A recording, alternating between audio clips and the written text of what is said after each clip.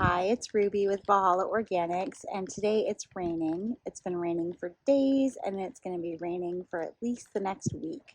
So I thought it might be a great time to talk about our irrigation system and how we're using water catchment to take the stress off of our well, off of our groundwater, and recycling our rainwater to water the garden. The system can be watered using the well or water catchment. This goes to field 1 and this hose goes to field 2. Each hose has a filter built into it, and we're going to take a very speedy walk down to field 1. So field 1 is going to be our cucumbers, hot peppers, and squash. So we're going to follow these two hose lines, and here we are at the header row for field 1. So each of our drip lines is fed by a spigot that's attached to that header hose.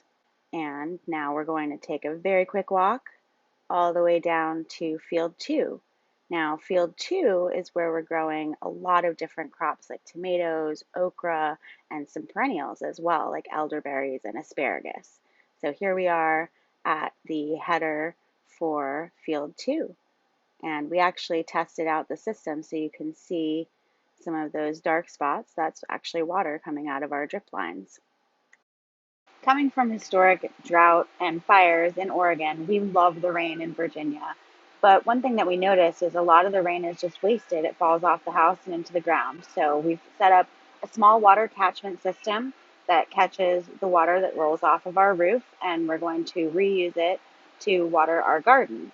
Currently, we have two small water tanks that catch the water falling off of our roof.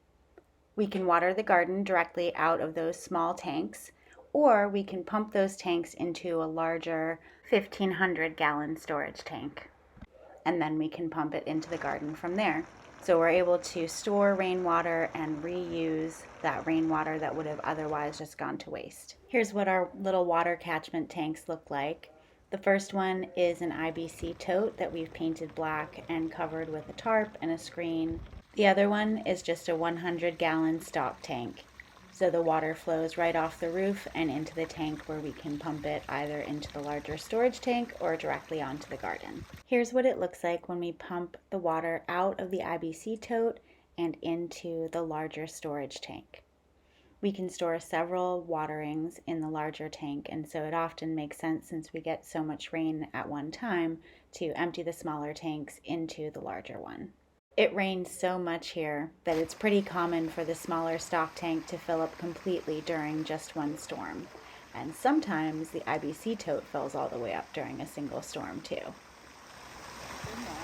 It's raining today. I'm standing out in the rain because I don't know if you can see it, but there's an incredible rainbow. We get these beautiful thunderstorms that roll in during the afternoon and cool things down. Both Chris and I grew up on the East Coast, and one of the things we really missed when we were living out west was these afternoon thunder showers. And they're beautiful and they do cool things down, and sometimes you even get a rainbow. But we've been losing power more often than we ever have anywhere else that we've ever lived. So the storms have a benefit, but they also have a bit of a detriment. Field has issued a severe thunderstorm warning at 8:02 p.m. Eastern Daylight Time. A severe thunderstorm was located over Dry Bird. Despite the loud thunderclaps that scare the cats and the frequent power outages, we are so grateful for all of the rain that we receive here on our small farm in Virginia. I hope you are loving these videos as much as we're loving making them for you. So if you want to see more and make sure you never miss a video update, please make sure and subscribe to our YouTube channel so you'll never miss one of these updates.